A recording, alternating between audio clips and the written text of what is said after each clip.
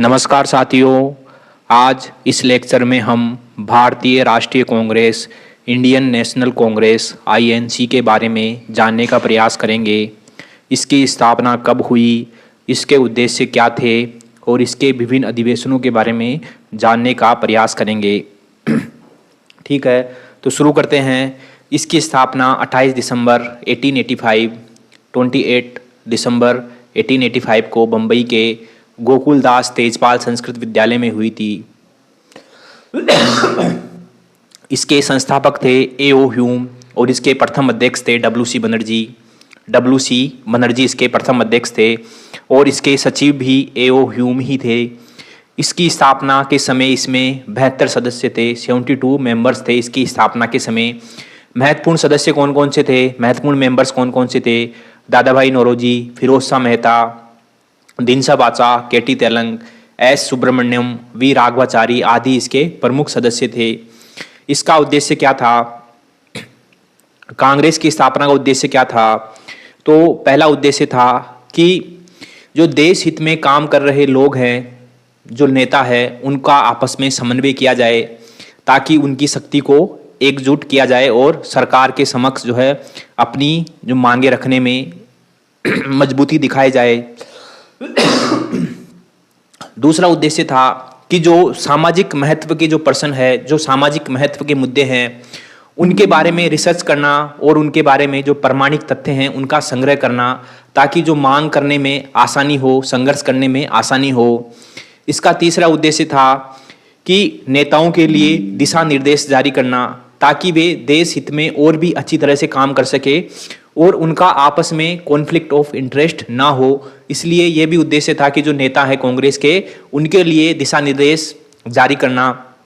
इसका चौथा उद्देश्य था कि जो देश में व्याप्त जो विविधताएं हैं, जो मतांतर है, जैसे कि धर्म के आधार पर मतांतर है, कोई अलग अलग वंश का है उसके आधार पर मतांतर है, कोई प्रांत के आधार पर मतांतर है, कोई भाषा के आधार पर मतांतर है, कोई जाति के आधार पर जो है भेदभाव है। तो उस सभी भेदभाव को जो है खत्म करना और उनके भीतर एक राष्ट्रीय भावना को प्रोत्साहित करना, ये इसका उद्देश्य था कि सब मिलकर एक साथ चलें, ऐसा जो है उनके भीतर ये भावना भरना। इसका अगला उद्देश्य था कि जो जनता की मांगे हैं उनको व्यवस्थित तरीके से सरकार के सामने रख सकें ताकि इसका अधिक प्रभाव पड़े और जो है कांग्रेस की मांगे सुनी जाए, जनता की मांगे सुनी जाए और उनमें जो है सुधार किया जाए, उनकी मांगों को माना जाए। कांग्रेस के अधिवेशनों के बारे में जान लेते हैं। कहाँ पर कौन कौन से अधिवेशन हुए और किस किस ने इसकी अध्यक्षता की और इसमें क्या क्या जो है परिणाम आए, क्या क्या प्रमुख इसमें परिणाम आए। पहला अधिवेशन हुआ था 1885 में बम्बई में। इसके अध्यक्ष थे W.C. बनर्जी और इसमें 72 प्रतिनिधियों ने ही भाग लिया था, मात्र 72 प्रतिनिधियों, 72 प्रतिनिधियों ने भाग लिया था। दूसरा अधिवेशन हुआ था 1886 में कोलकाता में और इसके अध्यक्ष थे दादा भाई नौरोजी। 1886 में दूसरा अधिवेशन कोलकाता में हुआ था। तीसरा अधिवेशन हुआ था 1887 में मद्रास में और इसके अध्यक्ष थे बहरुद्दीन तैयब जी प्रथम मुस्लिम अध्यक्ष थे बहरुद्दीन तैयब जी। और इस अधिवेशन में प्रथम बार तमिल भाषा में भाषण दिया गया था। चौथा अधिवेशन हुआ था 1888 में इलाहाबाद में। इसके अध्यक्ष थे जॉर्ज यूले और ये प्रथम अंग्रेज अध्यक्ष थे। इसमें प्रथम बार हिंदी में भाषण दिया गया था। चौथा अधिवेशन 1888 में इलाहाबाद में हुआ था। इसके अध्यक्ष थे जॉर्ज यूले और ये प्रथम अंग्रेज अध्यक्ष थे। इसमें प्रथम बार हिंदी में भाषण दिया गया था। पांचवा अधिवेशन हुआ था 1889 में बम्बई में और इसके अध्यक्ष थे विलियम वेडरबर्न और इसमें प्रथम बार महिलाओं ने भाग लिया था। इसकी विशेषता क्या थी कि इसमें प्रथम बार महिलाओं ने भाग लिया था।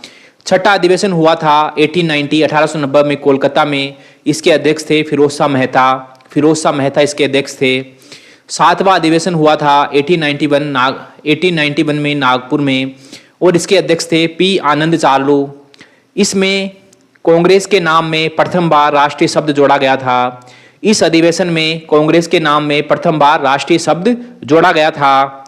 8वां अधिवेशन हुआ था 1892 में इलाहाबाद में, और इसके अध्यक्ष थे WC बनर्जी। इसके अध्यक्ष थे WC बनर्जी। WC बनर्जी 1885 में प्रथम अधिवेशन में भी अध्यक्ष रहे थे, ये हमको याद रखना है। जो 9वां अधिवेशन हुआ था कांग्रेस का वो 1893 में लाहौर में हुआ था, और इसके अध्यक्ष थे दादा भाई नौरोजी। जो कांग्रेस का 11वां अधिवेशन है वह 1895 में हुआ था, और ये पुणे में आयोजित हुआ था। इसके अध्यक्ष थे सुरेंद्र नाथ बनर्जी। इसके अध्यक्ष थे सुरेंद्र नाथ बनर्जी। 12वां अधिवेशन कांग्रेस का 1896 में कोलकाता में आयोजित हुआ था। इसके अध्यक्ष थे रहमतुल्लाह शाहिनी, और इसमें रविंद्रनाथ टैगोर ने वंदे मातरम जो हमारा राष्ट्रीय गीत है उसको पहली बार गाया था। पहली बार रविंद्रनाथ टैगोर ने वंदे मातरम गीत गाया था, जो हमारा राष्ट्रीय गीत है। इसकी रचना बंकिम चंद्र चट्टोपाध्याय ने की थी, और ये उनके आनंद मठ उपन्यास से लिया गया गीत था। इसी अधिवेशन में दादा भाई नौरोजी ने धन निष्कासन के सिद्धांत को पेश किया था, the drainage of wealth theory. तो ये 12वां अधिवेशन था 1896 में कोलकाता में। 21वां अधिवेशन हुआ 1905 में बनारस में। इसके अध्यक्ष थे गोपाल कृष्ण गोखले, और इसमें बंगाल विभाजन की निंदा की गई थी। इस अधिवेशन में बंगाल विभाजन की निंदा की गई थी। 22वां अधिवेशन होता है 1906 में कोलकाता में, और इसके अध्यक्ष थे दादा भाई नौरोजी। इसमें राष्ट्रीय आंदोलन का लक्ष्य रखा गया था स्वराज। इसमें स्वराज को राष्ट्रीय आंदोलन का लक्ष्य रखा गया था। 23वां अधिवेशन 1907 में सूरत में आयोजित होता है। इसके अध्यक्ष रास बिहारी घोष थे, और ये अधिवेशन स्थगित हो जाता है, क्योंकि इस अधिवेशन में कांग्रेस के गरम दल और नरम दल के मध्य जो है झगड़ा हो जाता है, हिंसात्मक झगड़ा होता है, लात घूंसे चलते हैं। इसी वजह से जो है ये अधिवेशन स्थगित हो जाता है। इस अधिवेशन में कांग्रेस का नरम दल और गरम दल में विभाजन हो जाता है। 26वां अधिवेशन होता है 1911 में कोलकाता में। इसके अध्यक्ष थे बिशन नारायण दर, और इसमें रविंद्रनाथ टैगोर के द्वारा लिखा गया राष्ट्रगान जनगण मन कांग्रेस के मंच से प्रथम बार गाया जाता है। 31वां अधिवेशन होता है 1916 में लखनऊ में। इसके अध्यक्ष थे अंबिका चरण मजूमदार। और इस अधिवेशन में नरम दल और गरम दल का मिलन होता है। जो सूरत अधिवेशन में जो फूट पड़ी थी तो उसका मिलन होता है इस अधिवेशन में। और इस अधिवेशन में एक और काम होता है कि कांग्रेस और मुस्लिम लीग के मध्य भी समझौता हो जाता है। समझौता क्या होता है कि जो मुस्लिम लीग की मांग थी मुसलमानों के लिए पृथक निर्वाचिका का प्रावधान, उसको कांग्रेस मान लेती है।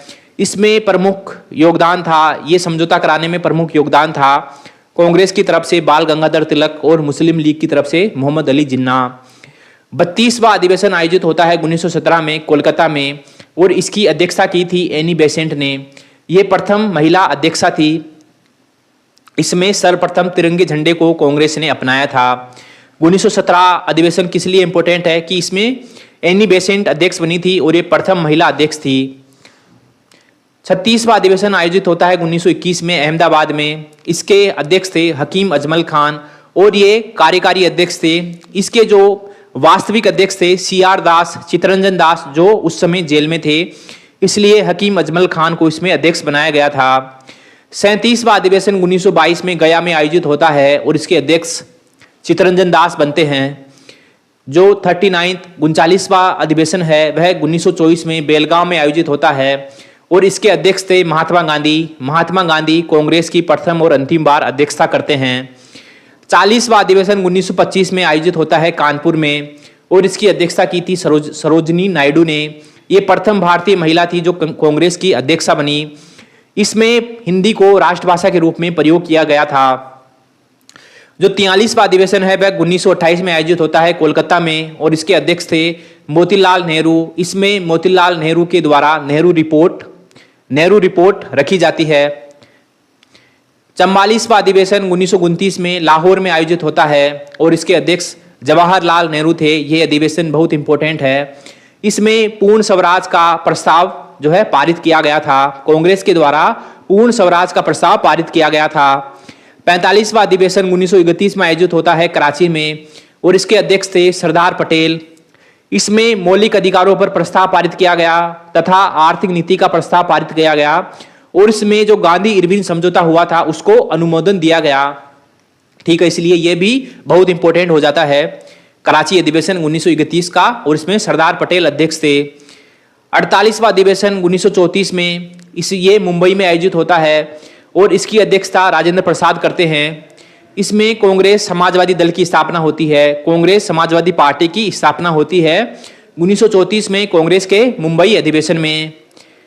49वां अधिवेशन 1936 में लखनऊ में आयोजित होता है और इसके अध्यक्ष जवाहरलाल नेहरू थे।